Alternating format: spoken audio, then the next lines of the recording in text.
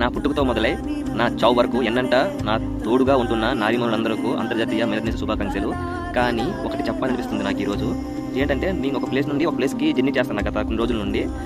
ఆ జర్నీలో నాకు ఒక అనుభవం కలిగింది. ఏంటంటే అది నేను వెళ్తున్న బస్సు పల్లి వెలుగు.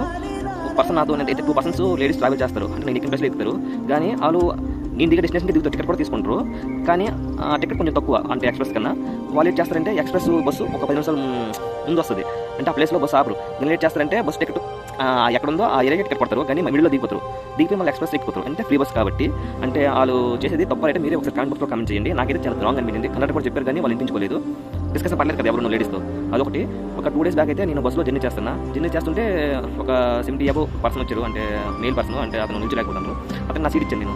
అంతలో ఒక లేడీ వచ్చింది, పక్కన నిల్చుంది. ఒక 35 అలా ఉంటుంది. తను వచ్చి కూర్చుపోయింది. ఏమమ్మా కూర్చున్న నా ప్లేస్లో అంటే నువ్వు దిగిపోతున్నా కదా, నేను దిగలేదమ్మా, అతనికి ఇచ్చిన సీటు అని చెప్పాను నేను. చెప్తే నేను ఆడదాన్ని కదా, నాకు ఇచ్చేవాళ్ళు అబ్బా అంటాను. అంటే నాకు అర్థం కాలేదు. అంటే ఆడవాళ్ళు నిల్చోకూడదా? అంటే సపోజ్ వాళ్ళకి ఉచితంగా బస్సు ప్రొవైడ్ చేస్తుంది గవర్నమెంట్. ఇతను డబ్బులు ఇచ్చి తీసుకున్నాను టికెట్ నేను, నా సీట్ అది. నేను పాపం ఎవరికో బాగున్న సీట్ ఇచ్చాను నేను. కానీ ఆ సీట్ అతనికి వెళ్ళలేదు. అది అతను నిల్చాను, నేను నిల్చాను. నాకు చాలా బాధ అనిపించింది. వీడియో చేస్తాను కూడా తీయలేదు నేను. ఒకసారి మీరే గమనించండి అమ్మా. మన నాన్న మన ఇంట్లో ఒక అన్న కానీ ఆ పరిస్థితుల్లో ఉండొచ్చు, అంటే బాగలేకపోవచ్చు, సంథింగ్ అలాగే చేస్తారా మీరు? ఒకసారి ఆలోచించండి. ఈ వీడియో మీకోసమే చేశాను నేను. ఇప్పుడు చేస్తాను అనుకున్నా కానీ దగ్గరలో అంతర్జాతీయ మహిళా దినోత్సవం వస్తుంది కాబట్టి వీడియో చేశాను. రాష్ట్ర ప్రభుత్వం, కేంద్ర ప్రభుత్వాలు కూడా బాయ్స్ కన్నా లేడీస్కి ఎక్కువ ప్రాధాన్యత ఇస్తుంది అనే విషయాల్లో ఒప్పుకున్నా. ఎక్కడ చూసుకున్నా మీకు మాకంట 100% అబవ్లో ఉంటారు. కానీ పైలో మేమే కింద స్థాయిలో ఉన్నాము. ఒకసారి మీరు కూడా ఆలోచించండి. ప్రతి అవకాశం కూడా మీరు మంచిగా ఉపయోగించాలి కానీ తిరిగి ఉపయోగించకూడదు. ఏదున్నో ఒకసారి గమనిస్తారనేసి మనస్ఫూర్తిగా కోరుకుంటున్నా. మరోసారి ప్రతి ఆడపడుచుకి అంతర్జాతీయ మహిళా దినోత్సవ శుభాకాంక్షలు.